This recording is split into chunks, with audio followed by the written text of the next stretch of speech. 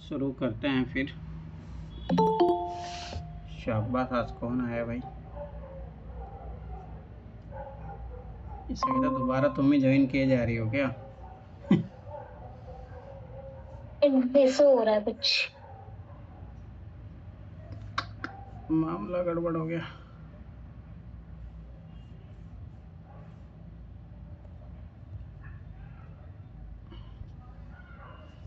यही तो गड़बड़ी होती है इसमें। चलो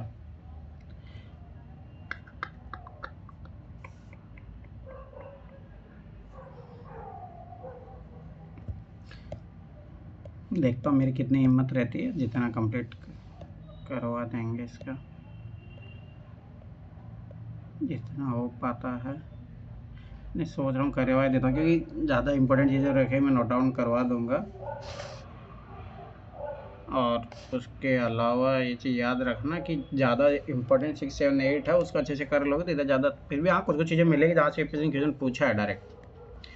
विषय 2 है राजा, किसान और नगर, आरंभिक राज्य और अर्थव्यवस्था। लगभग 6000 ईसा पूर्व से लगभग 600 ईस्वी तक, मतलब ये एंशियंट काल की ही बात कर रहा है।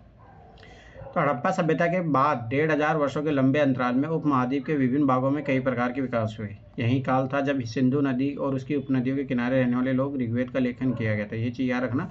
तो सिंधु घाटी सभ्यता के बाद में ऋग्वेद ये सब लिखे गए थे, ये चीज़ याद रखना। उत्तर भारत, दक्कन पठार क्षेत्र और कर्नाटक जैसे उपमहाद्वीप के कई क्षेत्रों में कृषक बस्तियां अस्तित्व में है। और ये चीज़ याद रखना कि सिंधु घाटी सभ्यता के बाद में जो है कृषक बस्तियां बसने लगी थी।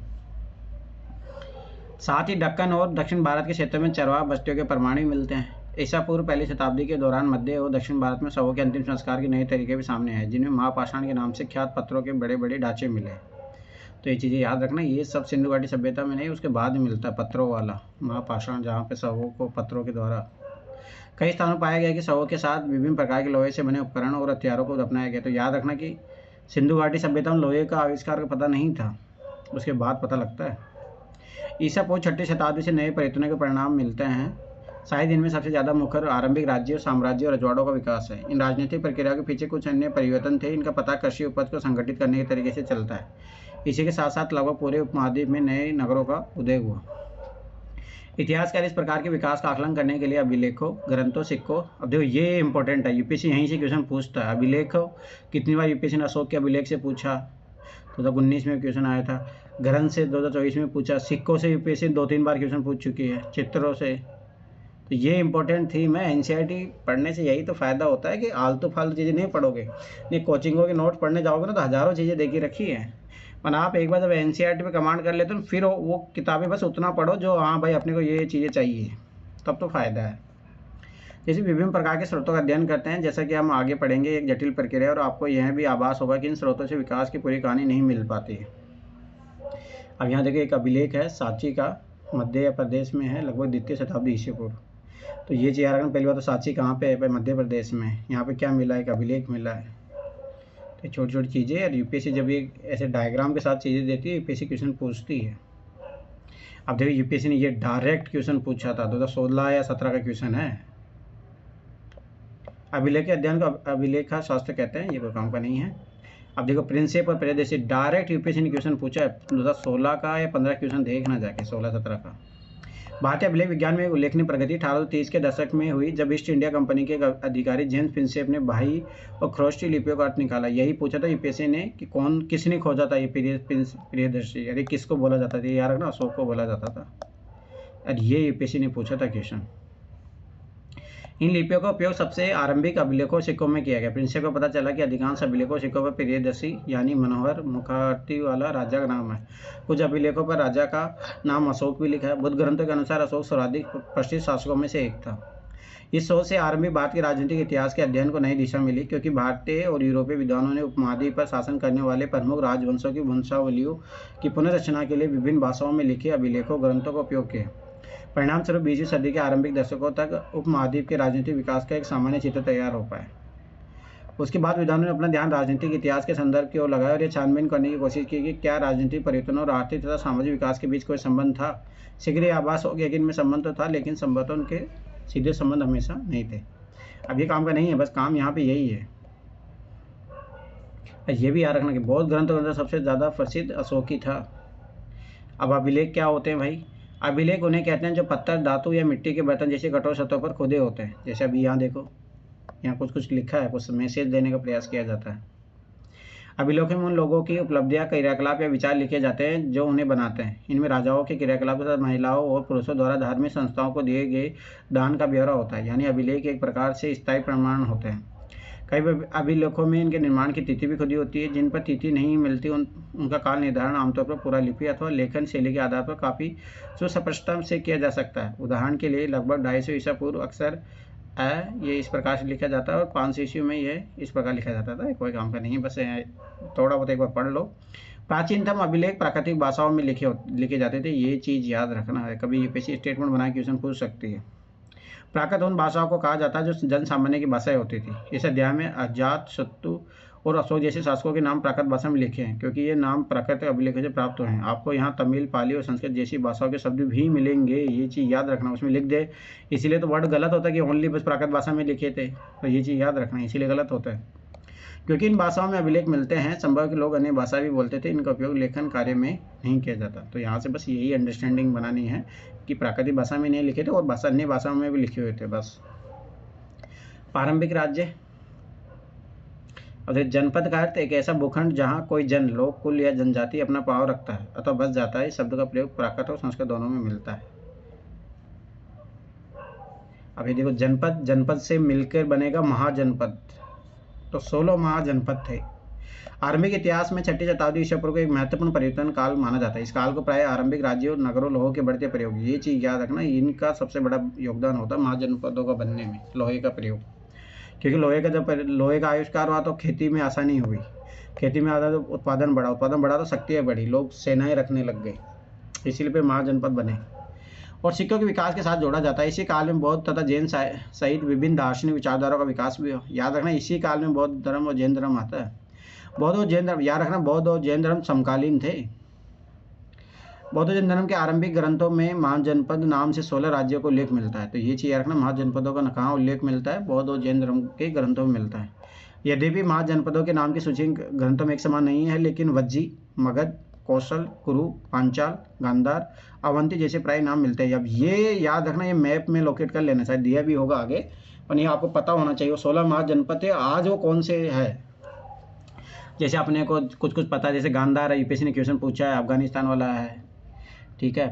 तो ये कुरुक्षेत्र जो हरियाणा वाला क्षेत्र है, तो ये पता है, ऐसा पता होना चाहिए आपको, यूपीएससी क्वेश्चन पूछती है यहाँ से।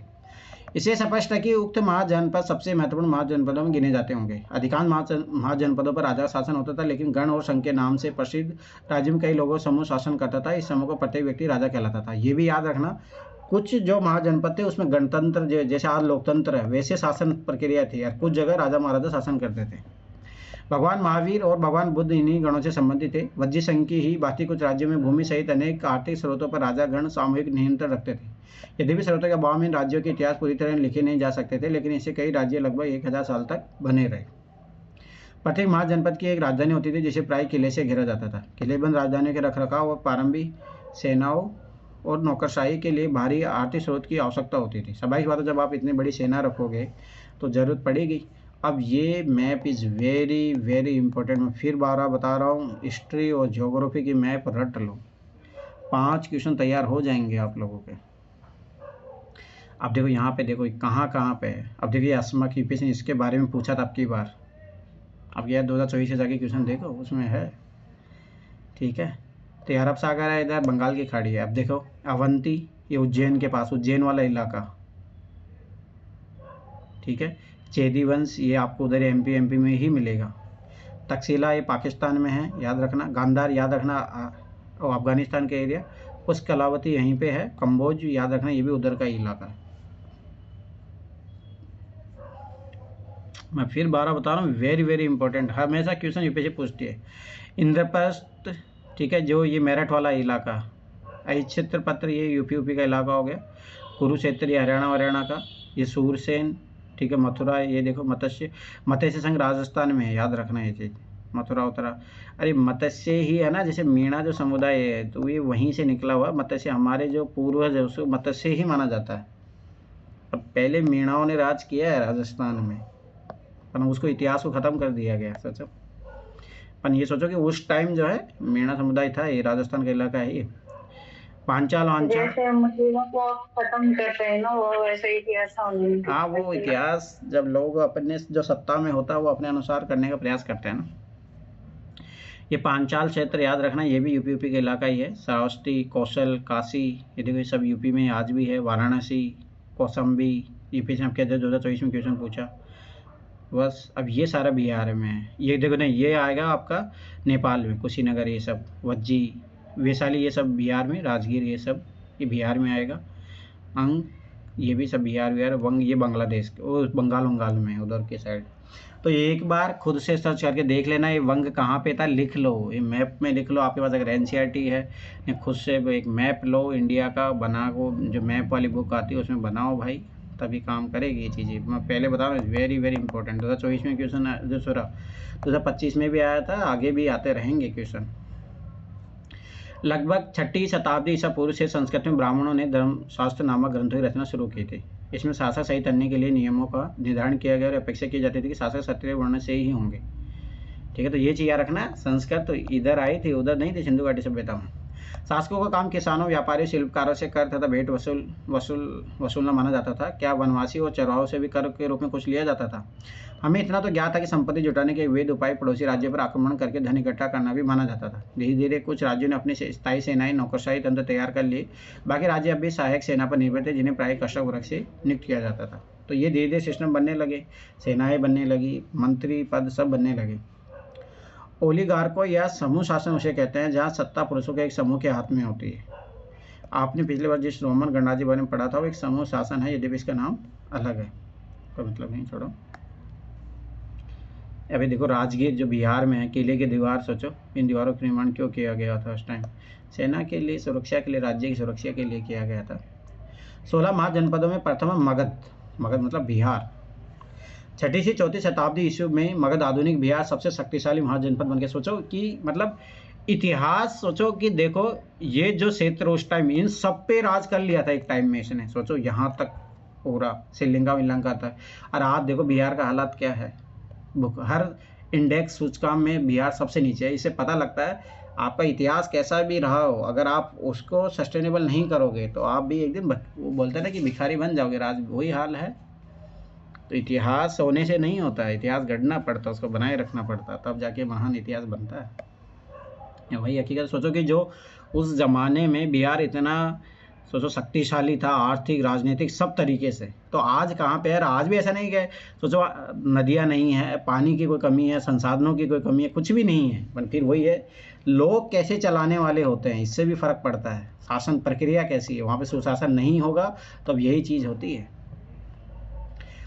आधुनिक इतिहासकार इसके कई कारण बताते हैं। यह है कि मगध क्षेत्र में खेती की उपज खास तौर पर अच्छी होती थी। सोचो आज भी है, ऐसा नहीं है कि भाई उसी जमाने में होती थी, आज नहीं है। आज भी सोचो कि फर्टाइल इलाका है, सारी कितनी सारी नदियाँ बहती है बिहार में। और राजस्थान में सोचो एक भी नदी नहीं है। अगर ऐसी नदियाँ राजस्थान में रहे तो राजस्थान तो सबसे आगे चले जाए, पर फिर भी राजस्थान ने अपने आप को अपनी इकोनॉमी डेवलप किया, तो इससे फर्क पड़ता है सुशासन का।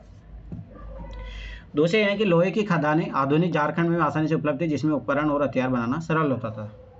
जंगली क्षेत्र में हाथी उपलब्ध थे, जो सेना के एक महत्वपूर्ण अंग थे। साथ ही गंगा और उसकी उपनदियों के आवागमन सस्ता सुलभ होता था। लेकिन आरंभिक जैन और बुद्ध लेखकों ने मगध की महत्ता को कारण विभिन्न शासकों की नीतियों को बताया। इन लेखों के अनुसार बिंबिसार, अब ये याद रखना कौन किसके बाद में है, बिंबिसार के बाद में अजातशत्रु आया और उसके बाद महापद्मन जैसे पश्चिमी राजा अत्यंत महत्वाकांक्षी शासक थे और इनके मंत्री उनकी नीतियों को लागू करते थे। प्रारंभ में राजगृह आधुनिक बिहार के राजगीर का प्राकृतिक नाम मगध की राजधानी थी। उस टाइम से मगध की राजधानी थी राजगीर। यह रोचक बात है कि शब्द का अर्थ है राजाओं का घर। पहाड़ियों के बीच बसा राजगृह एक किलेबंद शहर था। बाद में 4वीं शताब्दी ईस्वी में पाटलिपुत्र को राजधानी बनाया गया, जिसे पटना कहा जाता है। ये चीज़ याद रखना, पटना का पुराना नाम है पाटलिपुत्र। इसी गंगा के रास्ते आवागमन के मार्ग पर महत्वपूर्ण स्थिति थी। याद रखना पाटलिपुत्र किसके किनारे बसा है, गंगा के। यूपीएससी ने इस टाइप के क्वेश्चन भी पूछे हैं, तो ये चीज़ें याद रखना। भाषा एवं लिपाई अशोक के अधिकांश अभिलेख प्राकृत है, जबकि पश्चिमोत्तर से मिले अभिलेख अराइमिक और यूनानी भाषा में है। वेरी वेरी इंपॉर्टेंट, याद रखना ये चीज़। प्राकृत के अधिकांश अभिलेख ब्राह्मी लिपि में लिखे गए थे, जबकि पश्चिमोत्तर के कुछ अभिलेख खरोष्टी में लिखे गए थे। अराइमिक यानी यूनानी लिपियों का प्रयोग अफगानिस्तान में मिले अभिलेखों में किया गया था। पश्चिमोत्तर तो मतलब सभी बात उधर ही मिले थे। एक आरंभिक साम्राज्य, मगध के विकास के साथ मौर्य साम्राज्य का उदय हुआ। मौर्य साम्राज्य के संस्थापक चंद्रगुप्त मौर्य थे। ये चीज़ याद रखना, तो मैंने उस दिन बताया भी रहा था इतिहास की क्लास में कि चाणक्य ने देख लिया था इसको बचपन में कि ये एक अच्छा शासक बनेगा। का शासन पश्चिमोत्तर में अफगानिस्तान और बलूचिस्तान तक फैला था। सोचो कहाँ तक फैला था, पूरा पाकिस्तान, अफगानिस्तान, ये इंडिया का पूरा इलाका सोचो। उनके पौत्र अशोक ने, जिन्हें आरंभिक भारत का 100% शासक माना जाता है, ये इसका पोता था चंद्रगुप्त मौर्य का। कलिंग आधुनिक उड़ीसा पर विजय प्राप्त की थी। और ये कलिंग युद्ध के बाद में तो अशोक फिर साधु सन्यासी बन जाता। देखो सिंह सीट्स ये भी वहीं से मिले हैं, बिहार विहार से, इसे याद रख लेना। मौर्य वंश के बारे में जानकारी प्राप्त करना। मौर्य साम्राज्य के इतिहास की रचना के लिए इतिहासकारों ने विभिन्न प्रकार के स्रोतों का उपयोग किया। इनमें पुरातात्विक प्रमाण भी शामिल है, विशेषतः मूर्तिकला। मौर्यकालीन इतिहास के पुनर्निर्माण हेतु समकालीन रचनाएं भी मूल्यवान सिद्ध हुई है, जैसे चंद्रगुप्त मौर्य के दरबार में आए यूनानी राजदूत मैग्नेटिस द्वारा लिखा गया विवरण इज वेरी वेरी इंपॉर्टेंट। अब की बार देखो यूपीएससी ने ऐसा क्वेश्चन पूछा है तो आगे भी पूछेगा।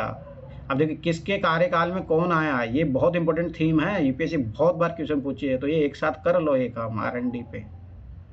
आज इसके कुछ अंश भी उपलब्ध है। एक और स्रोत जिसका उपयोग प्राय किया जाता है वह है अर्थशास्त्र। संभवतः इसके कुछ भागों की रचना कौटिल्य या चाणक्य ने की थी, जो चंद्रगुप्त के मंत्री थे। साथ ही मौर्य शासकों को लेखे पर्वती, जैन, बौद्ध और पौराणिक ग्रंथों तथा संस्कृत वाङ्मय में भी मिलता है। तो ये चीज़ याद रखना कि कहाँ कहाँ मौर्य शासकों को लेख मिलता है, ये भी याद रखना। जैन धर्म में मिलता है, बौद्ध धर्म के जो ग्रंथ है और पौराणिक ग्रंथ है, संस्कृत के जो ग्रंथ है, सब में मिलता है इनके बारे में। यदि भी उक्त साक्ष्य बड़े उपयोगी है, लेकिन पत्रों और स्तंभों पर मिले अशोक के अभिलेख प्राय सबसे मूल्यवान स्रोत माने जाते हैं। अशोक वह पहला सम्राट था जिसने अपने अधिकारियों प्रजा के लिए संदेश प्राकृतिक पत्रों पॉलिश किए हुए स्तंभों पर लिखवाए। ये चीज़ याद रखना, पहला सम्राट था, इससे पहले कोई नहीं था। अशोक ने अपने अभिलेखों के माध्यम से धर्म का प्रचार भी किया। इनमें बड़ों के प्रति आदर, सन्यासी ब्राह्मणों के प्रति उदारता, सेवकों दासों के साथ उदार विवाह तथा दूसरों के धर्मों और परंपराओं का आदर शामिल। यूपीएससी 2020 का क्वेश्चन। साम्राज्य का प्रशासन, देखो आपके 2025 में क्वेश्चन आया ना, वो भी मिलेगा, अभी मैं बताऊंगा, देखना। एनसीईआरटी पढ़ोगे लाइन टू लाइन तब पता लगता है। मौर्य साम्राज्य के 5 प्रमुख राजनीतिक केंद्र थे। राजधानी पाटलिपुत्र थी और 4 प्रांतीय केंद्र थे, तक्षशिला, उज्जैनी, तौसील और सुवर्णगिरी। इन सबका उल्लेख अशोक के अभिलेखों में किया गया। यदि हम इन अभिलेखों को परीक्षण करें तो पता चलता है कि आधुनिक पाकिस्तान के पश्चिमोत्तर सीमांत प्रांत से लेकर आंध्र प्रदेश, उड़ीसा, उत्तराखंड तक हर स्थान पर एक जैसे संदेश उत्कीर्ण किए गए थे। क्या इतने विशाल साम्राज्य प्रशासनिक व्यवस्था समान रही होगी? इतिहासकार अब इस निष्कर्ष पर पहुंचे कि ऐसा संभव नहीं था। साम्राज्य में शामिल बड़े क्षेत्र बड़े विविध और विभिन्न प्रकार के थे। कहाँ अफगानिस्तान के पहाड़ी क्षेत्र और कहाँ उड़ीसा के तटवर्ती क्षेत्र। यह संभव है कि सबसे प्रबल प्रशासनिक नियंत्रण साम्राज्य की राजधानी तथा उसके आसपास के प्रांतीय केंद्रों पर रहा हो। इन केंद्रों का चयन बड़े ध्यान से किया गया। तक्षशिला, उज्जैनी दोनों लंबी दूरी वाले महत्वपूर्ण व्यापार मार्ग पर स्थित है, जबकि सुवर्णगिरी था सोने के पहाड़, कर्नाटक में सोने की खदान के लिए उपयोगी था। यूपीएससी ने यही क्वेश्चन पूछा। मैं फिर बता रहा हूँ, एक एक चीज़ इंपॉर्टेंट है। अब ये देखो, वेरी वेरी इंपॉर्टेंट मैप। कितनी बार यूपीएससी ने यहाँ से क्वेश्चन पूछा है, ऐसे के अभिलेख। अब इसमें अभिलेख का भी याद रखना है। यूपीएससी इस टाइप से पूछती है, जैसे भाई महाशिलालेख कौन थे, लघु शिलालेख, स्तंभ शिलालेख कौन से थे। अभी जो नीले नीले वाले हैं, यूपीएससी ने बहुत बार क्वेश्चन पूछा है। अब ये बस आपका ये काम है, अगर आपके पास एनसीईआरटी है तो उसमें जाके लिख लो भाई कहाँ कहाँ पे मिले। जैसे कलिंग है, कलिंग मतलब उड़ीसा में है, तो शिशुपालगढ़ और जोगढ़ ये याद रखना कहाँ पे है, उड़ीसा में है। तो ये काम करना है। देखो केरल पुत्र, पांड्या, चोल, चेर, पांड्या, ये अपन जानते हैं दक्षिण में थे, ठीक है। कंधार आज भी जो है स्वाभाविक सी बात है एक प्रांत है वहाँ पे अफगानिस्तान में। मानसेरा तक्षशिला पाकिस्तान में है, शाहबाजगढ़ी, ये सब पता होना चाहिए कि कल से यूपीएससी ने डायरेक्ट क्वेश्चन पूछा। टोपरा, मेरठ, बहरपुर, बेराट ये राजस्थान में, बेराट वाला, भाबरू ये दोनों राजस्थान में है। गुज्जर ये शायद एमपी में वो, उज्जैनी, सांची ये एमपी में है ही। गिरनार देखो यूपीएससी ने क्वेश्चन पूछा 2020 का पेपर जाके देखो। सोपारा ये महाराष्ट्र में, सन्नती मास्की ये कर्नाटक में, मास्की, गुवामेडी, पालकी गुंडू, जातिंग, रामेश्वर, सिद्धपुरी, उदलगोलम, राजलगिरी, निंतु, ब्रह्मागिरी ये सब कर्नाटक में। ये शायद हो सकता है आंध्र प्रदेश में, एक बार देख लेना जरूर। इधर निगाली सागर, रोमनदेई ये सब नेपाल में है। रामपुरवा ये भी, लोरियानंदनगढ़ और लोरियांगरजी ये सब नेपाल में है, एक बार देख लेना। ये सब बिहार में है। सारनाथ, अरोरा, सहसाराम, पाटलिपुत्र, पर ये कौशाम्बी जो है आपको इधर मिलेगा यूपी में। तो इनका ये काम नहीं, देखो मैं फिर बता रहा हूँ, क्वेश्चन नहीं बना पाओगे। यूपीएससी यही पूछा था गिरनार कहाँ पे है, तो इनके आगे जाके चाहे तो आप यहीं पे लिख लो भाई Girnar.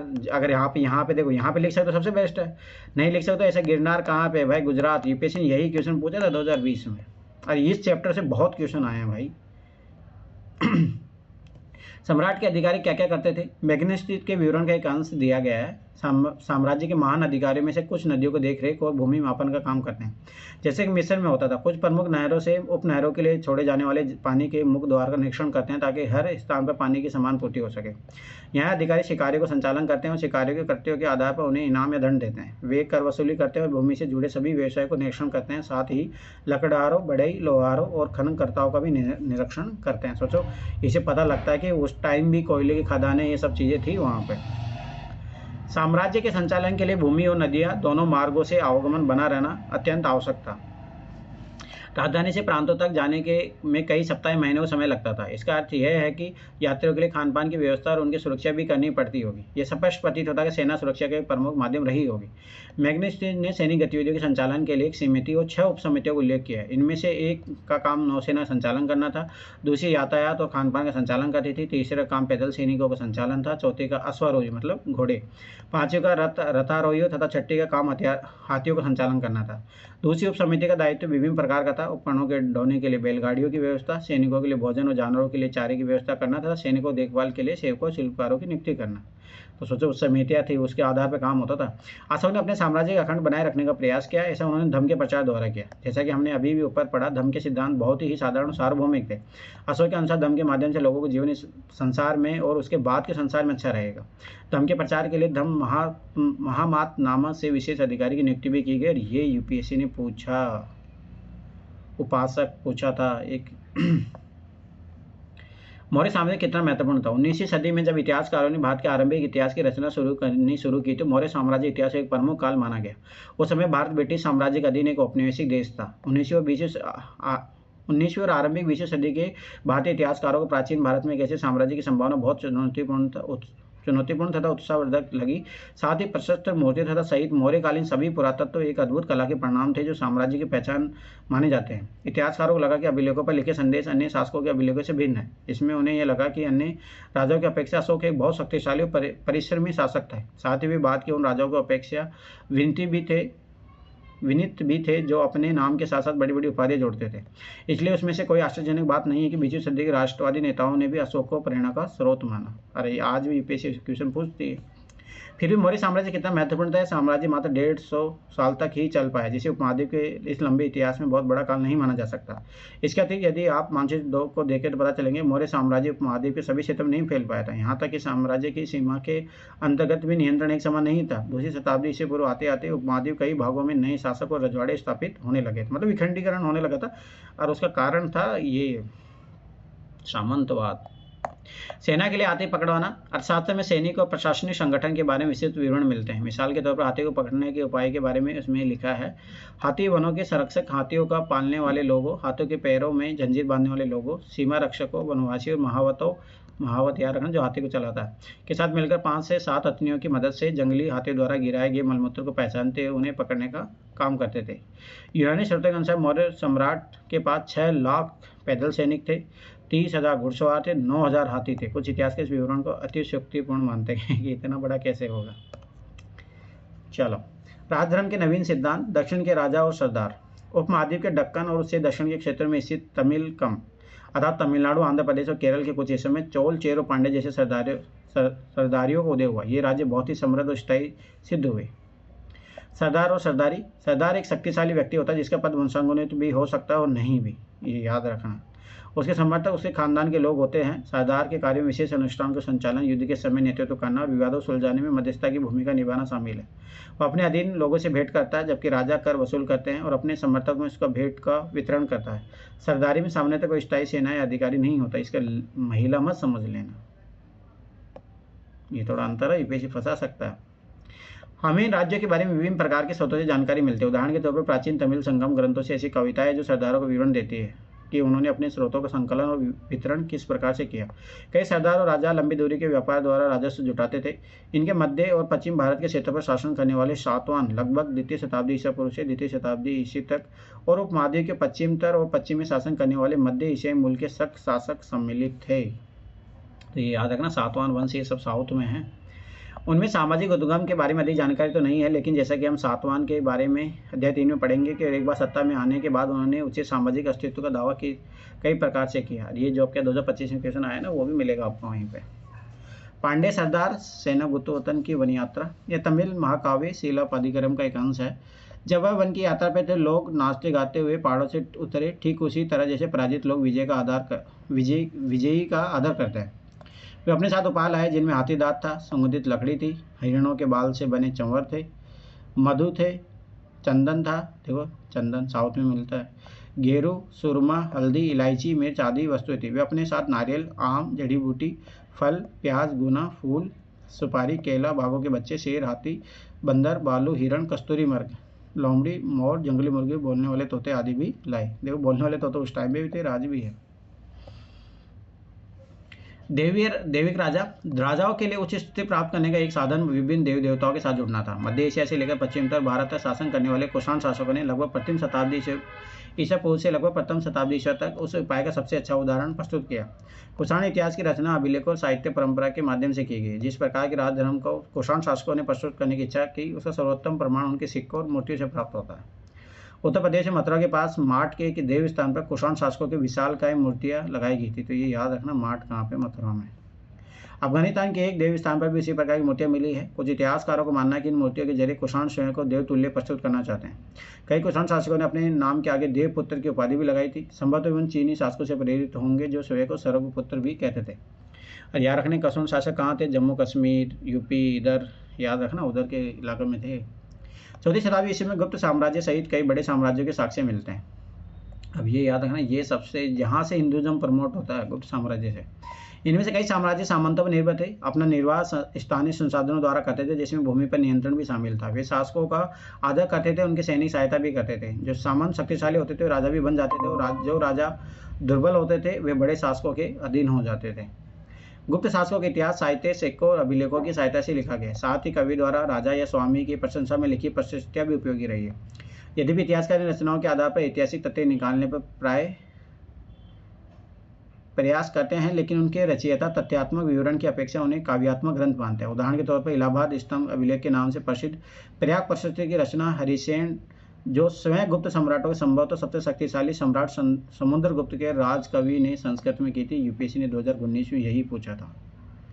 Is very very important, याद रखना ये चीज़। अब देखो ये हरिसेन का कवि कौन था, और अब की बार यूपीएससी क्वेश्चन तो पूछा था ना, किसके काल में आया था, चंद्रगुप्त के काल में आया था। एक कुषाण शासक अग्रभाग ये कनिष्क है, और पुष्पभाग ये देवता है। बला पत्थर से बनी कुषाण राजा की एक मूर्ति है। सोचो इसे देखो, कितनी बड़ी तलवार है, कितने बड़े पैर है उसके। तो इसे मतलब उनकी विशालता को दिखाया गया। अपन देखो काट ले गए कोई तो युद्ध होते थे तब लोग एक दूसरे का बदला इसी तरीके से लेते थे। समुद्रगुप्त की प्रस्तुति ये याद रखना, इज वेरी वेरी इंपॉर्टेंट। 2019 में यूपीएससी ने क्वेश्चन पूछा है इसमें, तो ये याद रखना। इलाहाबाद स्तंभ के अभिलेख के नाम से भी जाना जाता है। प्रसिद्ध पर्याप्त प्रस्तुति रचना किसने की थी, हरिसेन, जो स्वयं गुप्त सम्राट के संबंध सबसे शक्तिशाली सम्राट समुद्रगुप्त के राजकवि थे। तो ये चीज़ याद रखना, और ये संस्कृत में लिखी हुई है। यह पर्याप्त प्रशस्ति का एक अंश है। धरती पर उनका कोई प्रतिद्वंदी नहीं था। अनेक गुणों और शुभ कार्य से संपन्न उन्होंने अपने पैर के तलवे से अन्य राजाओं के यश को मिटा दिया। वे परमात्मा पुरुष है, साधु भले की समृद्धि और असाधु बुरे के विनाश के कारण है। मतलब कवि दिखा रहा है कितने महान राजा है। वे अज्ञ है, उनके कोमल हृदय को भक्ति और विनय से ही वश में किया जा सकता है। वे करुणा से भरे हुए हैं, वे अनेक सहस गायों के दाता है। उनके मस्तिष्क की दीक्षा दीन दुखियों, वीर हरणियों या पीड़ितों के उद्धार के लिए की गई है। वे मानवता के लिए दिव्य मान उदारता की प्रतिमूर्ति है। वे देवताओं की में कुबेर किसका, धन का देवता, वरुण मतलब समुद्र देव, इंद्र मतलब वर्षा का देवता, और यम मृत्यु के देव के तुल्य है। सोचो देवता के समान इनकी तुलना होने लग गई थी उस टाइम। अब ये भी याद रखना, यूपीएससी ने देखो क्वेश्चन पूछा है। गुजरात की सुदर्शन झील, मानसर 2 में गिरनार, देखो यही तो यूपीएससी पूछा था 2020 में। सुदर्शन झील एक कृत्रिम जलाशय था। हम इसका ज्ञान लगभग 2वीं शताब्दी ईस्वी के संस्कृत के एक पाषाण अभिलेख से होता है। इस अभिलेख को एक शासक रुद्रमान की उपलब्धि को उल्लेख करने के लिए बनवाया गया था। ये चीज़ याद रखना। सुदर्शन झील को कौन बनाया था, रुद्रमन ने बनाया था।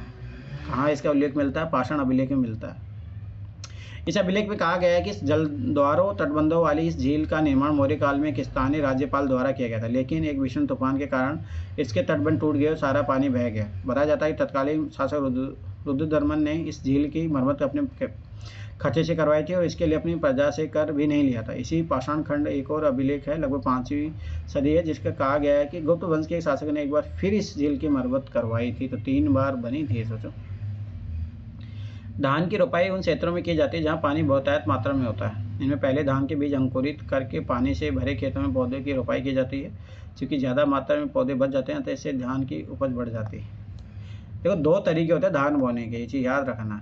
एक होता है डायरेक्ट आप बीज बो दो, और इसमें इतना ज़्यादा चांसेस नहीं रहते। मगर आजकल जो नया तरीका है वो क्या होता है, एक जगह नर्सरी किया जाता है धान का बीज, फिर उसको खेतों में लगाया जाता है, तो उससे ना ज़्यादा प्रोडक्शन बढ़ता है।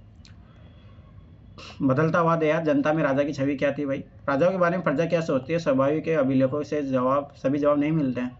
वस्तुतः साधारण जनता द्वारा राजाओं के बारे में अपने विचारों और अनुभव के विवरण कम ही छोड़े गए, फिर भी इतिहासकारों ने इसका निराकरण करने का प्रयास किया। उदाहरण के तौर पर जातक और पंचतंत्र, ये याद रखना, जातक कथाएं बहुत कथाएं हैं, पंचतंत्र जैसे ग्रंथों में वर्णित कथाओं की समीक्षा करके इतिहासकारों ने पता लगाया।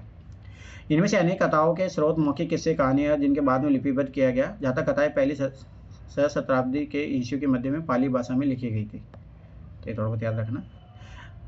गंध तिंदुन जातक नामक एक कहानी में बताया गया कि कुटिल राजा को प्रजा किस प्रकार से दुखी रखती है। इन लोगों ने वृद्ध महिलाएं, पुरुष, किसान, पशुपालक, ग्रामीण बालक, यहाँ तक कि जानवर भी शामिल है। जब राजा अपनी पहचान बदलकर प्रजा के बीच में यह पता लगाने गया कि लोग उसके बारे में क्या सोचते हैं, तो एक एक कर सबने अपने दुखों के लिए राजा को भला बुरा कहा। उनकी शिकायत थी कि रात में डकैत उन पर हमला करते हैं तो दिन में कर इकट्ठा करने वाले अधिकारी। ऐसी परिस्थितियों से बचने के लिए लोग अपने अपने गाँव छोड़कर जंगल में बस गए। देखो यहाँ से प्रशासन के एक आइडिया आता है।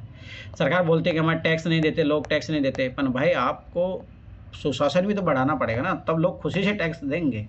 अब ये बोले कि रात को समझ लूटने वाले लोग आ जाते हैं और दिन में सरकार के लोग आ जाते हैं, तो सब एक सी बात है, तो लोग जनता तो परेशानी होगी ना। जैसे कि इस कथा से पता चलता है कि राजा प्रजा विशेषकर ग्रामीण प्रजा के बीच संबंध तनावपूर्ण रहते थे, क्योंकि शासक अपने राजकोष को भरने के लिए बड़े बड़े कर की मांग करते थे, जिससे किसान खासतौर पर त्रस्त रहते थे। इसकी ज़्यादा कथा से पता चलता है कि संकट से बचने के एक उपाय जंगल की ओर भाग जाना होता था।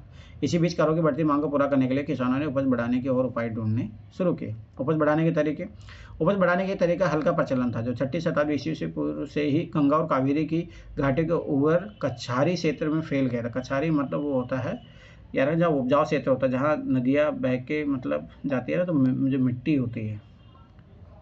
जिन क्षेत्र में भारी वर्षा होती थी वहाँ के लोहे के फाल वाले हलों के माध्यम से उर्वरक भूमि की जुताई की जाने लगी। इसके अलावा गंगा की घाटी में धान की रोपाई की वजह से उपज में भारी वृद्धि होने लगी।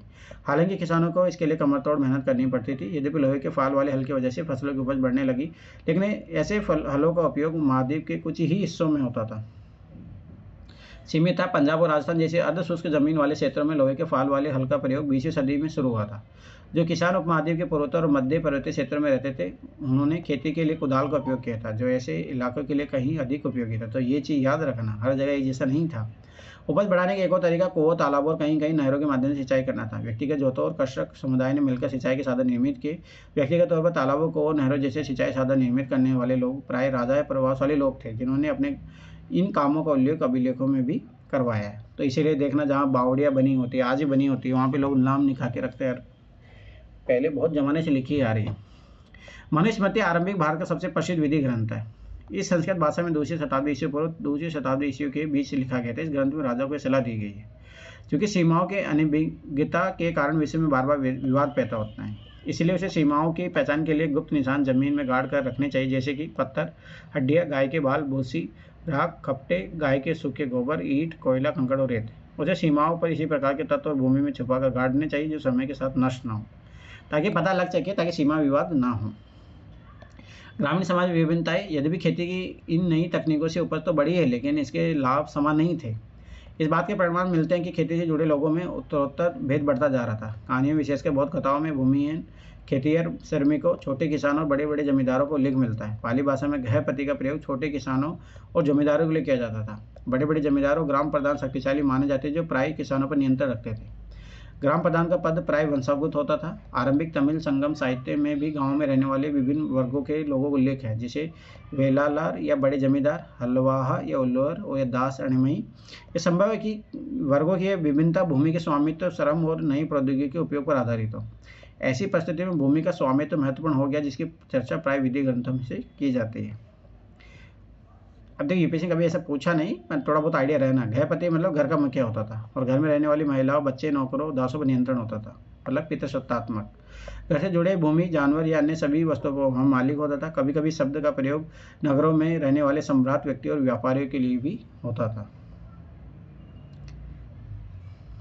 एक छोटे गांव का जीवन हर्षचरित संस्कृत में लिखी गई कन्नौज के शासक हर्षवर्धन की जीवनी है। इनके लेखक बाणभट्ट थे, लगभग 7वीं शताब्दी ईस्वी तक हर्षवर्धन के राजकवि थे। ये उस ग्रंथ का एक अंश है जिसमें विंध्य क्षेत्र के जंगल के विंध्य याद रखना, विंध्याचल एमपी वाला इलाका के किनारे एक बस्ती के जीवन के अति विरल चित्रण में किया गया।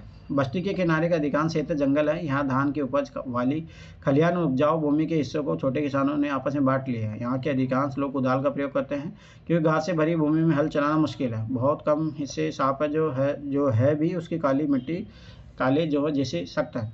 यहाँ लोग पेड़ की छाल के गट्टर लेकर चलते हैं। फूलों से भरे अनगिनत बोरे हैं। अलसी और सन भारी मात्रा में शहद, मोरपंख, मोम, लकड़ी और घास के बोझ लेकर आते जाते रहते हैं। ग्रामीण महिलाएं रास्ते में बसे गांवों से जाकर बेचने को तत्पर रहती है। उनके सिरों पर जंगल से एकत्र किए गए फलों की टोकरियाँ भी थी। तो ये मध्य प्रदेश एमपी वाला इलाका, तो सोचो वहाँ पे आज भी फॉरेस्ट है। तो ये सब चीज़ें फॉरेस्ट में तो मिलती हैं, यहाँ पे जो बताई गई। भूमिदान और नए सम्राट ग्रामीण ईस्वी की आरंभिक शताब्दी से ही भूमिदान के प्रमाण मिलते हैं। इनमें से कई का उल्लेख अभिलेखों में मिलता है। इनमें से कुछ अभिलेख पत्रों पर लिखे गए थे, लेकिन अधिकांश ताम्र पत्रों पर खुदे होते थे, जिन्हें संभवतः उन लोगों को प्रमाण रूप में दिया जाता था जो भूमिदान लेते थे। भूमिदान के जो प्रमाण मिले हैं वे साधारण तौर पर धार्मिक संस्थाओं या ब्राह्मणों को दिए गए थे। ये चीज़ याद रखना। अरे आप देखोगे ना, तो जैसे यूपी में, बिहार में खास तौर पे देखो, यही जो चीज़ें जुड़ती गई, इसी से आज भी इनको किसी के पास 500 एकड़ ज़मीन है बिहार यूपी में, ब्राह्मणों के पास देख लेना। मैं खुद जानता हूँ भाई व्यक्तिगत, जिनकी इतनी ज़मीन है, 100 एकड़ ज़मीन है। तो कारण वो ये है। अधिकांश अभिलेख संस्कृत में थे, विशेषकर 7वीं शताब्दी के बाद के अभिलेखों के कुछ अंश संस्कृत में है और कुछ तमिल और तेलुगु जैसी स्थानीय भाषाओं में। आइए एक ऐसे अभिलेख पर ध्यान से विचार करें। और ये खास तौर पर ना यूपी बिहार, राजस्थान में इतना नहीं मिलेगा आपको, पर यूपी बिहार में तो खास तौर से ये चीज़ है कि ज़मीन का एक हिस्सा एक ही व्यक्ति के पास 100 एकड़, 500 एकड़ ज़मीन है। प्रभावती गुप्त आरंभिक भारत के सबसे महत्वपूर्ण शासक चंद्रगुप्त द्वितीय। ये रहा, यूपीएससी ने 2025 में क्वेश्चन पूछा। तो प्रभावती गुप्त जो चंद्रगुप्त द्वितीय थी, उसकी पुत्री थी। उसका विवाह दक्कन पठार के वाकाटक परिवार में हुआ था, जो एक महत्वपूर्ण शासक वंश था। संस्कृत धर्मशास्त्र के अनुसार महिलाओं की भूमि जैसी संपत्ति पर स्वतंत्र अधिकार नहीं था, लेकिन एक अभिलेख से पता चलता है कि प्रभावती भूमि के स्वामी थे और उसका दान भी किया था। इसका एक कारण यह हो सकता है कि क्योंकि वह एक रानी, आरंभिक भारतीय इतिहास से कुछ रानियों में से एक थी, और इसलिए उनका यह उदाहरण एक विरला भी हो रहा। यह भी संभव कि धर्मशास्त्रों को हर स्थान पर समान रूप से लागू नहीं किया जाता हो। अभिलेख से हमें ग्रामीण प्रजा का भी पता चलता है। इनमें ब्राह्मण, किसान तथा अन्य प्रकार के वर्ग भी शामिल थे, जो शासकों या उनके प्रतिनिधियों को कई प्रकार की वस्तुएं प्रदान करते थे। अभिलेख के अनुसार इन लोगों को गाँव के नए प्रधान की आज्ञाओं का पालन करना पड़ता था और संभवतः अपने भुगतान उसे ही देने पड़ते थे। इस प्रकार भूमिदान अभिलेख देश के कई हिस्सों में प्राप्त हुए। क्षेत्र में दान में दी गई भूमि को माप में अंतर है। कहीं कहीं छोटे छोटे मोटे टुकड़े, तो कहीं कहीं बड़े बड़े क्षेत्र दान में दिए गए। साथ ही भूमिदान में दान प्राप्त करने वाले लोगों के अधिकारों में भी क्षेत्रीय परिवर्तन मिलते हैं। इतिहासकारों में भूमिदान का प्रभाव एक गर्म वाद विवाद का विषय भी बना हुआ है। कुछ इतिहासकारों माना कि भूमिदान शासक वंश द्वारा कृषि को नए क्षेत्र में प्रोत्साहित करने की रणनीति थी, जबकि कुछ का कहना है कि भूमिदान से दुर्बल होती राजनीतिक प्रभुत्व का संकेत मिलता है। हाँ, सामंतवाद बढ़ता है ना, इसके लिए। अतः राजा का शासन सामंतों पर दुर्बल होने लगा था। उन्होंने भूमिदान के माध्यम से अपने समर्थक जुटाने प्रारंभ कर दी। उनका यह भी मानना है कि राजा स्वयं को उत्कृष्ट स्तर के मानव के रूप में प्रदर्शित करना चाहता है, जैसे अपने पिछले अंश में देखा, मतलब कि वो दानवीर बनना चाह रहा है। उनका नियंत्रण ढीला होता जा रहा था, इसलिए अपनी शक्ति का आडंबर प्रस्तुत करना चाहते हैं। तो इसमें कभी भी यूपीएससी पूछा नहीं। अब देखो ये रहा, यूपीएससी ने पूछा इस क्वेश्चन को। मैं फिर बार बता रहा हूँ, ये 2017 पूछा है, परंतु यूपीएससी ने अग्रहार उस भूभाग को कहते हैं जो ब्राह्मण, हाँ 2020 में भी आया है, जो ब्राह्मणों को दान दिया जाता था। ब्राह्मण से भूमि कर या अन्य प्रकार से कर नहीं वसूले जाते थे। ये चीज़ याद रखना। ब्राह्मणों को सभी स्थानीय लोगों से कर वसूलने का अधिकार था। इज़ वेरी वेरी इंपॉर्टेंट चीज़। 2019 में भी इसी क्वेश्चन पे बेस आया था। प्रभावती गुप्त और दगुन गांव। प्रभावती गुप्त ने अपने अभिलेख में कहा है, प्रभावती याद रखना, एक चंद्रगुप्त द्वितीय की पुत्री थी। प्रभावती गांव गुड्डू में गांव के गृहस्थ और कृषक ब्राह्मणों दगुन गांव के अन्य वासियों को आदेश देती है। आपको ज्ञात हो कि कार्तिक शुक्ल पक्ष की द्वादशी तिथि को धार्मिक पुण्य प्राप्ति के लिए ग्राम का जल अर्पण के साथ आचार्य चन्नाल स्वामी को दान दिया गया। आपको इनके सभी आदेशों का पालन करना चाहिए। तो गाँव के गाँव दान कर दिए जाते थे। एक अग्रहार के लिए उपयुक्त निम्नलिखित रियायतों को निर्देश भी देते हूँ। इस गांव में पुलिस या सैनिक प्रवेश नहीं करेंगे। दौर पर आने वाले शासकीय अधिकारियों को यह गांव घास देने और आसन में प्रयुक्त होने वाले जानवरों की खाल और कोयला देने के दायित्व से मुक्त है। साथ ही मदिरा खरीदने और नमक हेतु खुदाई करने के राजसी अधिकारों को कार्यान्वित किए जाने से मुक्त है। इस गाँव का खनिज पदार्थ और खाद्य वृक्ष के उत्पाद देने से भी छूट है। फूल और दूध देने से भी छूट है। इस गाँव का दान इसके भीतर की संपत्ति बड़े छोटे सभी करों सहित किया गया है। इस राजादेश को 13वें राज्य वर्ष में लिखा गया और इसे चक्रदास ने उत्कीर्ण किया। मतलब कहने मतलब कि सोचो कि वो ब्राह्मणों को जब दे दिया गया ना, तो वहाँ से टैक्स वसूला जा रहा, तो सोचो ये लोग तभी तो संपत्तिशाली बने ना आगे जाके। आगे देखना कि जब आप इतिहास पढ़ोगे तो ब्राह्मणों ने फिर ब्राह्मण शासक बने हैं आगे जाके। भूमिदान के प्रचलन से राज्य तथा किसानों के बीच संबंध की झांकी भी मिलती है, लेकिन कुछ लोग ऐसे भी थे जिन पर अधिकारियों सामंतों का नियंत्रण नहीं था, जैसे कि पशुपालक, संग्राहक, शिकारी, मछुआरे, शिल्पकार, घुमड़, एक लगभग एक ही स्थान पर रहने वाले और जगह जगह घूमकर खेती करने वाले लोग। सामंत ऐसे लोग अपने जीवन और आदान प्रदान के विवरण नहीं रखते थे। नगर व्यापार, नए नगर, आइए नगर की बात करें जिनका विकास लगभग 6वीं शताब्दी ईसा पूर्व उपमहाद्वीप के विभिन्न क्षेत्रों में हुआ। जैसे कि हमने पढ़ा है कि उनमें से अधिकांश नगर महाजनपदों की राजधानी थी। प्राय सभी नगर संचार के मार्गों के किनारे बसे थे। पाटलिपुत्र जैसे कुछ नगर नदी मार्ग के किनारे बसे थे, याद रखना, गंगा नदी के किनारे। पटना, उज्जैनी जैसे अन्य नगर भूतल मार्गों के किनारे थे। इसके अलावा पुहार जैसे नगर समुद्र पर थे, जहाँ से समुद्री मार्ग प्रारंभ हुए। मथुरा जैसे अनेक शहर व्यावसायिक, सांस्कृतिक और राजनीतिक गतियों के जीवंत केंद्र भी थे। यहाँ मंदिर था, ये चीज़ याद रखना। पाटलिपुत्र का इतिहास, प्रत्येक नगर का अपना इतिहास था। उदाहरण के तौर पर पाटलिपुत्र का विकास पाटलीग्राम नाम के गांव से हुआ। फिर 5वीं सदी ईसा पूर्व में मगध में शासकों ने अपनी राजधानी राजगृह से हटाकर इसे बस्ती में लाने का निर्णय किया और इसका नाम बदल दिया। 4वीं शताब्दी ईसा पूर्व तक आते आते यह मौर्य साम्राज्य की राजधानी और एशिया के सबसे बड़े नगरों में से एक बन गए। बाद में इसका महत्व कम हो गया। जब चीनी यात्री शन च्यांग 7वीं सदी ईसा में यहाँ आए तो उसे यह नगर खंडर में बदला मिला और उस समय यहाँ की जनसंख्या भी कम थी। तो ये चीज़ याद रखना, कब आता 7वीं सदी।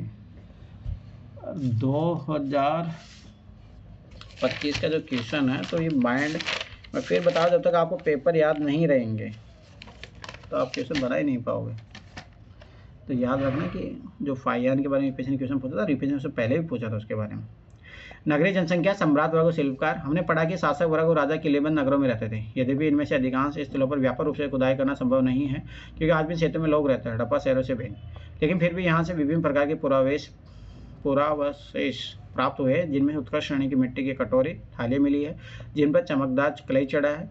उन्हें उत्तरी कृष्ण मस्जिद पात्र भी कहा जाता है। संभवतः इनका उपयोग अमीर लोग क्या करते होंगे। सोने के, चांदी, कांसे, तांबे, हाथीदार, शीश जैसे तरह तरह की मादक पदार्थों के बने उपकरण, हथियार, बर्तन, सीप और पक्की मिट्टी मिली है। देखो यहाँ पे एक चीज़ लिखी है कि यहाँ पे ना अभी भी खुदाई उदाई नहीं हुई है ज़्यादा, तो इसका मतलब है बिहार में आप जाओगे तो वहाँ पे सोना संपत्ति मिल सकता है आपको, ये कोई बड़ी बात नहीं है, वो आपकी किस्मत है। द्वितीय शताब्दी ईसा पूर्व आते थे हमें कई नगरों में छोटे दानात्मक अभिलेख प्राप्त हुए हैं। इनमें दाता के नाम के साथ साथ प्राय उसके व्यवसाय का उल्लेख होता है। इसमें नगरों में रहने वाले धोबी, बुनकर, लिपिक, बढ़ाई, कमवार, सरुणा, लोहाकार, अधिकारी, धार्मिक गुरु, व्यापारी, राजाओं के बारे में विवरण लिखे हैं। कभी कभी उत्पादों और व्यापारियों संघ भी उल्लेख मिलता है जहाँ जिन्हें श्रेणी कहता है। यूपीएससी ने ये भी क्वेश्चन पूछा। ये श्रेणी संभवतः पहले कच्चे माल को खरीदती थी, फिर उसमें सामान तैयार कर बाजार में बेच देती थी। यह भी संभव है शिल्पकारों ने नगरों में रहने वाले सम्राट लोगों की बढ़ती मांग को पूरा करने के लिए कई प्रकार के लोह उपकरणों का भी प्रयोग किया है। दानत्व अभिलेख में धार्मिक संस्थाओं के लिए दान का विवरण है, इसी से पता लग जाता है वर्ड से ही। यहाँ पे आओ, एक चीज़, एक प्रतिमा की भेंट, ये मथुरा से मिली एक मूर्ति का भाग है। सोचो, इस पर प्राकृत में अभिलेख है जिसमें कहा गया है कि एक श्रवणकार धर्म की पत्नी नागापिया ने इसे एक धार्मिक स्थल में स्थापित किया था। तो सोचो, इसको काट ही ले गए। इतिहास का विखंडन बोलते हैं इसको, लोगों ने छेड़छाड़ करके। अब देखो, ये देखो कुछ महत्वपूर्ण राज्य और नगर। अब मैं फिर बता रहा हूँ, एक एक इम्पोर्टेंट है मैप जितने भी है। अब देखो, चोल, चेर, पांड्या, तो ये पुहार यूपीएससी ने क्वेश्चन पूछा, याद रखने पोर्ट है, यूपीएससी की प्री में क्वेश्चन पूछ चुका। एक कोडू मनालू याद रखना, चौल के उसके पास में है। धान्य कटक देखो यूपीएससी ने पूछा, 2023 का क्वेश्चन। मैं फिर बता रहा हूँ, एक एक क्वेश्चन कहीं नहीं जाएगा। शिशुपालगढ़ ये याद रखना, उड़ीसा में है। चंद्रकोतेड़ू, ये भी यूपीएससी ने पूछा, जाके देखो 2020 का क्वेश्चन, बंगाल का है। महास्थान ये उधर मिलेगा, असम की तरफ आपको। तक्षशिला, कुषाण, तो मैं बोला था कुषाण शासक इधर थे, ठीक है। ये कच्छ वाला इलाका, सकवक लोग याद रखना गुजरात में थे। सोपारा महाराष्ट्र में अपन उधर भी देखे थे। सातवाहन वंश ये महाराष्ट्र वाला इलाका। वाकाटक एमपी वाला। उज्जैनी। विदिशा ये भी यूपीएससी 2020 में क्वेश्चन पूछा, एमपी का है ये याद रखना।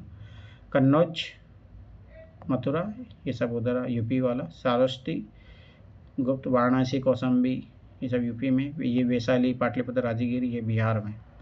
वेरी वेरी इंपॉर्टेंट, देखो हर मैप से क्वेश्चन पूछा यूपीएससी ने, हर मैप से। उपमहाद्वीप और उसके बाहर का व्यापार। 6ठी शताब्दी से पूर्व से उपमहाद्वीप में नदी मार्गों भूमार्गों का मानव जाल बिछ गया था और कई दिशाओं में फैल गया था। मध्य एशिया और उसमें भी आगे तक भूमार्ग थे। समुद्र तट पर बने कई बंदरगाहों से जलमार्ग अरब सागर से होते हुए उत्तरी अफ्रीका, पश्चिम एशिया तक फैल गया और बंगाल की खाड़ी से मार्ग चीन और दक्षिण पूर्व एशिया तक फैल गया था। शासकों ने प्राय इन मार्गों पर नियंत्रण करने की कोशिश की और संभवतः वे इन मार्गों पर व्यापारियों की सुरक्षा के बदले उनसे धन लेते थे। एक चीज़ सोचो, 2023 का पहला ही क्वेश्चन था ये सीरीज का, देखो धान्य कटक। और सोचो थोड़ा बहुत भी आपने अगर इस मैप को देख लिया होता डायरेक्ट क्वेश्चन कर देते। कितना, मैं इसलिए बताऊँ 5 क्वेश्चन तैयार हो जाएंगे, मैप को तैयार कर लो अच्छे से। इन मार्गों पर चलने वाले व्यापारियों, पैदल फेरी लगाने वाले व्यापारी तथा बैलगाड़ी और घोड़े खच्चर जैसे जानवरों के दल के साथ चलने वाले व्यापारी होते थे। साथ ही समुद्री मार्ग से भी लोग यात्रा करते थे, जो खतरनाक तो थी लेकिन बहुत लाभदायक भी होती थी। तमिल भाषा के मत्स्यवन और प्राकृत में सतावा और शेट्टी के नाम से प्रसिद्ध सफल व्यापारी बड़े धनी हो जाते थे। ये शेट्टी देखो, चेट्टी करके यूपीएससी 2020 का क्वेश्चन है, जाके देखो वहाँ पे। नमक, अनाज, कपड़ा, धातु और उससे निर्मित उत्पाद, पत्थर, लकड़ी, जड़ी बूटी जैसे अनेक प्रकार के सामान एक स्थान से दूसरे स्थान तक पहुँचाए जाते थे। रोमन साम्राज्य में काली मिर्च जैसे मसालों, कपड़ों, जड़ी बूटियों की भारी मांग थी। इन सभी वस्तुओं को अरब सागर के रास्ते भूमध्य सागर तक पहुँचाया जाता था। अब ये चीज़ यार ना, भारत यहाँ से एक्सपोर्ट करता था इन चीज़ों का, और ये इसीलिए यूपीएससी क्वेश्चन पूछा भी है, अगर पहले के पेपर देखोगे तो आप। मालाबार तट, आधुनिक केरल, यह एक यूनानी समुद्री यात्री द्वारा रचित पेरिफेरस ऑफ इथेरियन सी का एक अंश है, लगभग 15वीं शताब्दी ईस्वी का है। भारी मात्रा में काली मिर्च, याद रखना काली मिर्च केरल, और याद रखो वास्को डी गामा जो आया था वो भी इसीलिए आया था। और दाल चीनी, ये याद रखना दाल चीनी नहीं है, ये आता है एक मसाले का टुकड़ा होता है ऐसे लकड़ी के टाइप से। चीनी खरीदने के लिए बाजार वाले, मतलब मसाले के लिए तो फेमस है भारत एक्सपोर्ट करने के लिए। याद रखना जितने मसाले अपन खाते हैं कोई नहीं खाता कोई देश कि वहाँ पे होता भी नहीं है। विदेशी व्यापारी जहाज बेचते हैं, यहाँ तो एक भारी मात्रा में सिक्के हैं, पुखराज है, सुरमा है, मूंगे हैं, कच्चे शीशे हैं, तांबे हैं, टीन है और शीशे का आयात किया जाता है। इन बाजारों के आसपास भारी मात्रा में उत्पन्न काली मिर्च का निर्यात किया जाता है। इसके अलावा उस कोटि के मोतियों, हाथी दांत, रेशमी वस्त्र, विभिन्न प्रकार के पारदर्शी पत्थरों, हीरो और काले नग और कछुए की खोपड़ी की भारी मात्रा में आयात होता है। तमिलनाडु के कोडामुनाल में बहुमूल्य और कम मूल्यवान पत्थरों से बनाए जाने वाले मूंगों के उद्योग के पुरातात्विक साक्ष्य मिले। ये संभव है कि पेरिप्लस में वर्णित पत्थरों को इन्हीं तटवर्ती बंदरों तक स्थानीय व्यापारी लाए होंगे।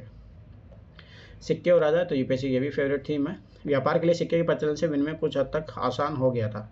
चांदी और तांबे के आहत सिक्के 6ठी शताब्दी ईस्वी पूर्व में, आहत सिक्के मतलब जो कूट के बनाए जाते हैं, सबसे पहले डाले गए और प्रयोग में आए। पूर्वी उपमहाद्वीप में खुदाई के दौरान इस प्रकार के सिक्के मिले। मुद्रा शास्त्रियों ने उनका और अन्य सिक्कों का अध्ययन करके उनके वाणिज्यिक प्रयोग के संभावित क्षेत्रों का पता लगाया।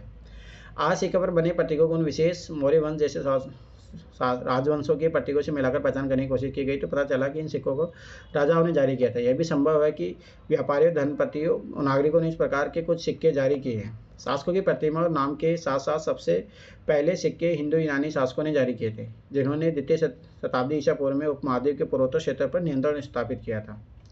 सोने के सिक्के सबसे पहले प्रथम शताब्दी ईस्वी में कुषाण राजाओं ने जारी किए थे, ये चीज़ याद रखना। सोने के सिक्के कुषाण राजाओं ने जारी किए थे सबसे पहले। इनके आकार और वजन तत्कालीन रोमन सम्राटों तथा ईरान के पार्थियन शासकों द्वारा जारी किए सिक्कों के बिल्कुल समान थे। उत्तर और मध्य भारत के कई स्थलों पर ऐसे सिक्के मिले हैं। सोने के सिक्कों के व्यापक प्रयोग से संकेत मिलता है कि बहुमूल्य वस्तुओं और भारी मात्रा में वस्तुओं का विनिमय किया जाता था। इसके अलावा दक्षिण भारत के अनेक पुरास्थलों से बड़ी संख्या में रोमन सिक्के मिले हैं, जिनसे स्पष्ट है कि व्यापारिक तंत्र राजनीतिक सीमाओं से बंधा हुआ नहीं था, क्योंकि दक्षिण भारत रोमन साम्राज्य के अंतर्गत न होते हुए भी व्यापारिक दृष्टि से रोमन साम्राज्य से संबंधित है, क्योंकि व्यापार होता था ना। मुद्रा शास्त्र सिक्कों का अध्ययन है। इसके साथ ही उन पर पाए जाने वाले चित्रलिपि आदि के उनकी धातुओं का विश्लेषण और जिन संदर्भ में सिक्कों को पाया गया है उसका अध्ययन भी मुद्रा शास्त्र के अंतर्गत होता है। मुद्रा मतलब सब ही पैसे। आहत सबसे स्पष्ट इन सिक्कों पर प्रतीकों आहत कर उन्हें बनाया जाता था, मतलब कूट के बनाया जाता था ये चीज़ें। एक योद्ध सिक्का है, सोचो युद्ध का सैनिक लड़ने वाला। ये देखिए गुप्त सिक्के हैं ये।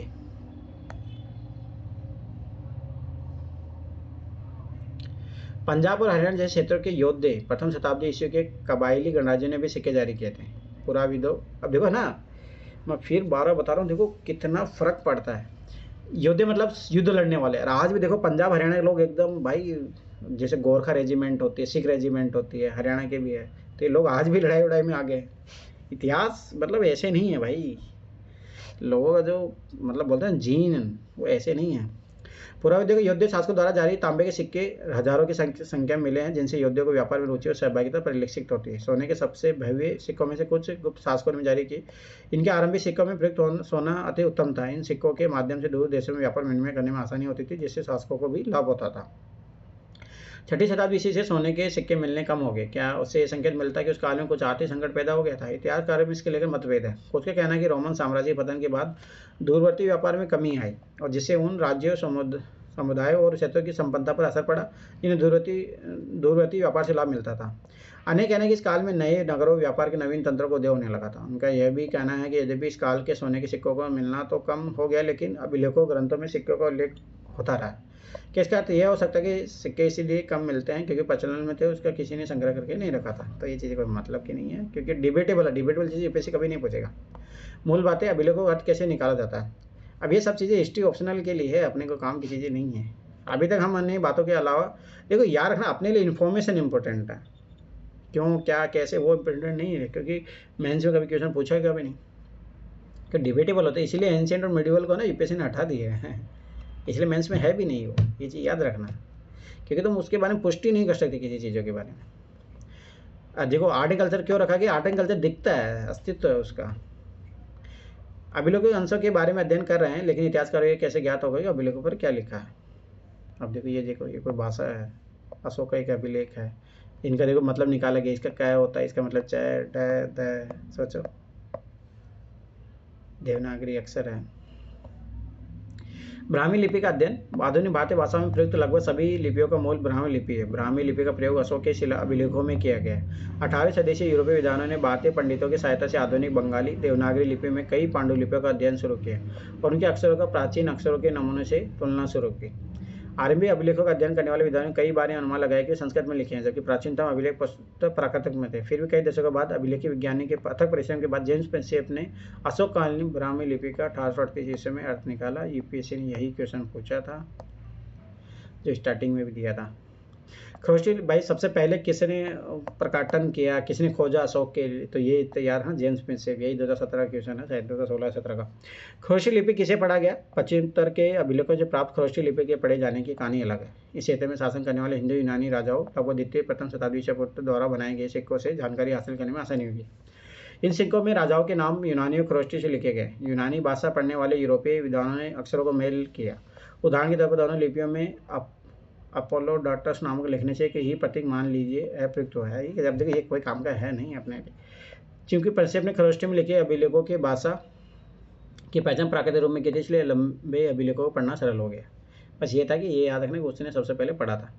राजा के आदेश राजन देवना प्रिय प्रियदर्शी कहते हैं। अतीत में मसलों को निपटाने और नियमित रूप से सूचना एकत्र करने की व्यवस्था नहीं थी, लेकिन मैंने निम्नलिखित व्यवस्था की है। लोगों के समाचार हम तक प्रतिवेदक सदैव पहुँचाएँ, चाहे मैं कहीं पे भी हूँ, खाना खा रहा हूँ। ये याद रखना, यूपीएससी कभी क्वेश्चन पूछ सकता है, ये अशोक के बारे में ही है। चाहे मैं कहीं पे भी हूँ, खा रहा हूँ, अंतपुर में हूँ, विश्राम कक्ष में हूँ, गौशाले में हूँ, या फिर मैं पालकी मुझे ले जा रहा हूँ अथवा वाटिका में हूँ, मैं लोगों के विषय पर निराकरण हर स्तर पर करूँगा। तो इससे पता लगता है शासक कैसा होना चाहिए। इससे यहाँ ये पता लगता है वेरी वेरी इंपॉर्टेंट क्वालिटी है, ये चीज़ याद रखना। ऐसा शासक होना चाहिए भाई, ऐसा नहीं कि हाँ मेरी प्राइवेसी है। भाई शासक बने हो तो आपका है ही नहीं, जनता के हित के लिए आपको हमेशा तत्पर रहना चाहिए। हिंदी यूनानी शासक मेडनार का एक सिक्का, मेनाडर, इसके बारे में क्वेश्चन पूछा। अभिलेख से प्राप्त ऐतिहासिक साक्ष्य। इतिहासकारों अभिलेख शास्त्रियों के काम करने के तरीके को पता लगाने के आइए अशोक के 2 अभिलेख अध्ययन से करें। अभी कोई मतलब नहीं है। ध्यान देने योग्य बात है कि अभिलेख में शासक अशोक का नाम नहीं लिखा है, उसमें अशोक द्वारा अपनाई गई उपाधियों का प्रयोग किया गया, जैसे कि देवना प्रिय अर्थात देवताओं का प्रिय और प्रियदर्शी यानी देखने में सुंदर। अशोक नाम अन्य अभिलेखों में मिलता है, उनकी उपाधियाँ भी लिखी है। इन अभिलेखों का परीक्षण करने के बाद अभिलेख शास्त्रियों ने पता लगाया कि उनके विषय शैली और भाषा पुरालिपि विज्ञान सब में समानता है। तब वे इससे निष्कर्ष तक पहुंचे कि इन अभिलेखों के एक ही शासक ने बनवाया था। आपने ये भी देखा होगा कि अशोक ने अपने अभिलेखों में कहा था कि उसके पहले के शासकों ने रिपोर्ट एकत्रित करने की व्यवस्था नहीं की थी। यदि अशोक से पहले के उपमहाद्वीपीय इतिहास पर विचार करें तो क्या आपको लगता है कि अशोक का ये वक्तव्य सही है? इतिहासकारों को बार बार अभिलेखों में लिखे कथनों का परीक्षण करना पड़ता ताकि ये पता चल सके उनमें लिखा हुआ सत्य है, संभव है या फिर अतिशयोक्तिपूर्ण है। क्या आपने ध्यान दिया कि कुछ शब्द ब्रैकेट में लिखे हैं? अभिलेख शास्त्री प्राय वाक्यों के अर्थ स्पष्ट करने के लिए ऐसा करते हैं। यह बड़े ध्यान से करना पड़ता है जिससे कि लेखक का मूल अर्थ बदल ना जाए। इतिहासकारों को और भी परीक्षण करने पड़ते हैं। यदि राजा के आदेश यातायात मार्गों के किनारे नगरों के पास प्राकृतिक पत्र उत्कीर्ण थे तो क्या वहां से आने जाने वाले लोग उन्हें पढ़ने के लिए उस स्थान पर रुकते थे? अधिकांश लोग प्राय पढ़े लिखे नहीं थे। तो क्या फिर पाटलिपुत्र में प्रयुक्त प्राकृत उपमहाद्वीप में सभी स्थानों पर लोग समझते थे? क्या राजा के आदेश का पालन किया जाता था? इन प्रश्नों का उत्तर पाना सदैव आसान नहीं था। इनमें से कुछ समस्या के प्रमाण हमें अशोक के अभिलेख में मिलते हैं जिसकी व्याख्या प्राय अशोक की वेदना के प्रतिबिंब के रूप में की जाती है। साथ ही यह युद्ध के प्रति उनकी मनोवृत्ति में परिवर्तन को भी दर्शाता है। जैसा कि हम आगे पढ़ेंगे, यदि हम अभिलेख के शब्द के अर्थ के प्रति समझने का प्रयास करते हैं तो परिस्थितियाँ और भी जटिल हो जाती है। यदि भी अशोक के अभिलेख आधुनिक उड़ीसा से प्राप्त हुए लेकिन उनकी वेदना को परिलक्षित करने वाला अभिलेख वहाँ नहीं मिला। अर्थात यह अभिलेख उस क्षेत्र में नहीं उपलब्ध है कि जिस पर विजय प्राप्त की गई थी। इसका हम क्या अर्थ लगाए? क्या राजा की नव विजय की वेदना उस क्षेत्र के लिए इतनी दर्दनाक थी कि राजा इस मुद्दे पर कुछ कह नहीं सका? तो अब देखो ये सब चीज़ें हाइपोथेसिस है, क्या ही करोगे। राजा की वेदना जब देवनापिरी प्रियदर्शी ने अपने शासन के 8 वर्ष पूरे किए तो उन्होंने कलिंग आधुनिक तटवर्ती उड़ीसा पर विजय प्राप्त की। 1.5 लाख पुरुषों को निष्कासित किया गया, 1 लाख मारे गए, उससे ज़्यादा की मृत्यु हुई। कलिंग पर शासन स्थापित करने के बाद देवनापिरी धर्म के गहन अध्ययन और धर्म के स्नेह और धर्म के उपदेश में डूब गए। ये देवनापिरी के लिए कलिंग का विजय का पश्चाताप है। देवनापिरी के लिए बहुत वेदनामयी और निंदनीय है कि जब कोई किसी राज्य पर विजय प्राप्त करता है तो पराजित राज्य का हनन होता है और वहाँ लोग मारे जाते हैं, निष्कासित किए जाते हैं। तो इसका मतलब वहाँ रियलाइजेशन होता है कि मैंने कितना गलत किया। अभिलेख साक्ष्य की सीमा, अब आपको यह पता चला होगा कि अभिलेखों से प्राप्त जानकारी की भी सीमा होती है। कभी कभी इसकी तकनीकी सीमा होती है, अक्सर गलत ढंग से उत्कीर्ण किया जाता है जिन्हें पढ़ पाना मुश्किल होता है। साथ ही अभिलेख नष्ट भी हो सकते हैं जिनके अक्सर लुप्त हो जाते हैं। इसके अलावा अभिलेखों के शब्दों के वास्तविक अर्थ के बारे में पूर्ण रूप से ज्ञान हो पाना सदैव सरल नहीं होता है क्योंकि कुछ अर्थ किसी विशेष स्थान या समय से संबंधित होते हैं। यदि आप अभिलेख के शोध पत्रों को पढ़ें, इनमें से कुछ का काल दो में भी दिया गया है तो आप पाएंगे कि विद्वान इनके पढ़ने की वैकल्पिक वीडियो पर चर्चा करते रहते हैं। अब ये चीज़ें कोई काम की नहीं है। मैं फिर बता रहा हूँ, 12th को जितने भी है 12 पार्ट 1, 2, 3 इनको एक बार पढ़ के साइड में निकल जाना है क्योंकि इन्हें बहुत सारी चीज़ें फालतू की है और 6ठी 7वीं 8वीं बार बार पढ़ने लायक है। यदि भी कई राज्य अभिलेख प्राप्त हुए 9th 10th भी याद रखना, एक बार पढ़ के साइड में निकल जाना, कोई मतलब नहीं है वहाँ पर ज़्यादा काम। पे एक आध चैप्टर जो मैंने बताया था इंपॉर्टेंट वो देख लेना। यदि भी कई हज़ार अभिलेख प्राप्त हुए लेकिन सभी के अर्थ नहीं निकाले जा सके या प्रकाशित किए गए या उनके अनुवाद किए गए, इनके अतिरिक्त और अनेक अभिलेख भी रखे होंगे जो कालांतर में सुरक्षित नहीं बचे। इसलिए जो अभिलेख अभी उपलब्ध है वह संभवतः कुल अभिलेखों के अंश मात्र है। इसके अतिरिक्त एक और मौलिक समस्या यह है, यह जरूरी नहीं है कि जिसे हम आज राजनीतिक और आर्थिक रूप से महत्वपूर्ण मानते हैं उन्हें अभिलेखों से अंकित किया ही गया हो। उदाहरण के तौर पर खेती की दैनिक प्रक्रिया, रोजमर्रा की जिंदगी के सुख दुख का उल्लेख अभिलेखों में नहीं मिलता क्योंकि प्राय अभिलेखों से बड़े और विशेष अवसरों का वर्णन करते हैं। इसके अलावा अभिलेख हमेशा इन्हीं व्यक्तियों के विचार को व्यक्त करते हैं जो उन्हें बनवाते हैं। इसलिए इन अभिलेखों से में व्यक्त विचारों की समीक्षा अन्य विचारों के परिप्रेक्ष्य में करनी होगी ताकि अपने अतीत का बेहतर ज्ञान हो सके। अर्थात राजनीतिक और आर्थिक इतिहास का पूर्ण ज्ञान मात्र अभिलेख शास्त्र से नहीं मिलता है। साथ ही इतिहास का प्राय प्राचीन और अर्वाचीन दोनों प्रकार के प्रमाणों आशंका व्यक्त करते हैं। 19वीं सदी के आखिरी दशक में और 20वीं सदी के प्रारंभ में इतिहास का पूर्ण रूप से राजाओं के इतिहास में रुचि रखते थे। 20वीं सदी के मध्य से आर्थिक परिवर्तन विभिन्न सामाजिक सामुदायिक उदय के विषय में महत्वपूर्ण बन गए। हाल के दशक में ऐसे समुदाय के प्रति इतिहासकार की रुचि बढ़ी जो सामाजिक हाशिए पर रहे। इससे संभवतः प्राचीन स्रोतों पर पुनर्विचार किया गया और विश्लेषण की नई विधियाँ विकसित होती गई। कर्नाटक से प्राप्त एक ताम्रपत्र लेख है, लगभग 6ठी शताब्दी ईस्वी का। तांबे पे लिखा है इसलिए ताम्रपत्र बोला जाता है, इसे याद रखना। प्रमुख राजनीतिक और आर्थिक विकास क्या क्या हुआ? लगभग 600 से 500 ईसा पूर्व में क्या हुआ? धान की रोपाई हुई थी, गंगा घाटी में नगरीकरण हुआ, महाजनपद बने, आज सिक्के। लगभग 586 ईसा पूर्व में मगध के शासकों की सत्ता पर पकड़ हुई। लगभग 327 से 325 ईसा पूर्व में सिकंदर का आक्रमण हुआ। लगभग 321 ईसा पूर्व में चंद्रगुप्त मौर्य का राज्य रहा। तो ये किसकी सहायता से? चाणक्य की सहायता से। लगभग 272 या 238 में अशोक का शासनकाल रहा। लगभग 185 में मौर्य साम्राज्य के यहाँ अंत हो जाता है। लगभग 200 से 100 ईसा पूर्व में पश्चिम उत्तर में शक शासन आए। अब देखो इनका विभाजन, ये अंत हुआ तो ये आए, शक डेवलप हुए। दक्षिण भारत में चोल, चेर, पांड्या, दक्कन में सातवाहन आए। लगभग 100 ईस्वी से 200 ईस्वी तक पश्चिम उत्तर के शक, मध्य एशिया के लोग शासक, रोमन व्यापार, सोने के सिक्के। 78 ईस्वी में याद रखना कनिष्क का राज्यारोहण होता है। लगभग 100 से 200 ईस्वी तक सातवाहन शासकों द्वारा भूमिदान के अभिलेख के प्रमाण मिलते हैं। लगभग 320 ईस्वी में गुप्त शासन का आरंभ। लगभग 335 से 375 तक समुद्रगुप्त। लगभग 375 से 415 तक चंद्रगुप्त द्वितीय और दक्कन में वाकाटक। लगभग 500 से 600 कर्नाटक में चालुक्य को उदय और तमिलनाडु में पल्लव का उदय। 647 याद रखना वो क्वेश्चन जो 2022 में मिलेगा, 2021 में पूछा, 2020 में पूछा, कौन कब कब आया था, तो ये वही टाइम पीरियड है। कनौज के राजा हर्षवर्धन, चीनी यात्री श्वेन शांग की यात्रा, तो ये चीज़ याद रखना, ये यूपीएससी क्वेश्चन पूछा है, 2020 में पूछा है। लगभग 712 अरबों के सिंधु पर विजय। आर्थिक विकास का शुद्ध काल निर्धारण आसान है, साथ ही उपाधि में अनेक भिन्नताएं इस काल रेखा में इंगित नहीं किया गया। विशेष विकास के विशेष काल को उल्लेख किया गया। खनिज के राज्यकरण की तिथि निश्चित नहीं है, अंतर राज्यकरण की तिथि, तो मतलब वो छोड़ो, मेन मोटा मोटा आइडिया होना चाहिए। अभिलाष क्षेत्र की महत्वपूर्ण प्रगति, 1784 में बंगाल एशियाटिक सोसाइटी गठन होता है, ये यूपीएससी क्वेश्चन पूछा है। 19वीं शताब्दी के 1810 का दशक, कॉलोनी मैकेंजी ने संस्कृत और तमिल भाषा के 8000 अभिलेख प्राप्त किए।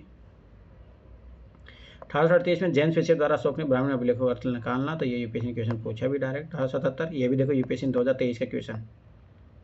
कनिम ने अशोक के अभिलेखों के अंश का प्रकाशित किया। 1886, दक्षिण भारत के अभिलेखों के शोध पत्र एपिग्राफी कर्नाटक का प्रथम अंक। 1828 में एपिग्राफी इंडिया का प्रथम अंक। 1965 में डीसी सरकार ने इंडियन एपिग्राफी इंडियन एपिग्राफी के प्रकाशित की। छोड़ो, कोई काम का नहीं है, ये सब अपने कोई काम के नहीं है। एक और चैप्टर पढ़ोगे, कौन कौन है यहाँ पे? तुम जिंदा हो? जी सर। एक और पढ़े? देख लो सर, तो अभी तो कल कर लेंगे सर। हाँ, कल कर लेंगे। चलो ठीक है, फिर यही वीक यही कंप्लीट होगा, तो फिर चलो ठीक है, फिर बाय बाय, गुड नाइट।